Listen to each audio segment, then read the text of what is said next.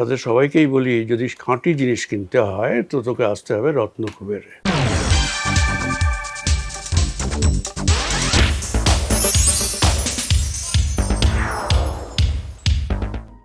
নমস্কার, আমি এই রত্নকুবেরে এসেছি। এই অসাধারণ একটি দোকান এবং বিখ্যাত দোকান, এবং এই রত্নকুবের এমন একটি দোকান যার খাঁটি সম্বন্ধে আলাদা করে কিছু প্রমাণ করার দরকার পড়ে না।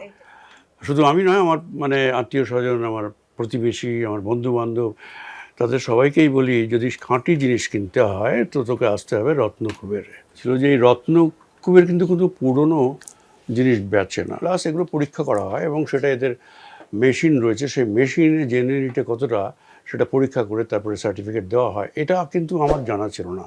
আমার বন্ধুবান্ধব, তারা পরিজন এবং পাড়া প্রতিবেশী এখান থেকে কিনেছেন। আমি এসেছি, আমি আরও উৎসাহ হয়েছি আরও মানুষকে বলার জন্য যে এখানে আসুন, কিনতে হলে রত্নকুবেরকেই আসতে হবে, আর আপনি ঠকবেন না, এই কথাটা বলা যেতে পারে। আমি সেই বিশ্বাসের উপর ভর করে আমি এখানে এসেছি এবং জিনিসপত্র দেখছি এবং কিনছি।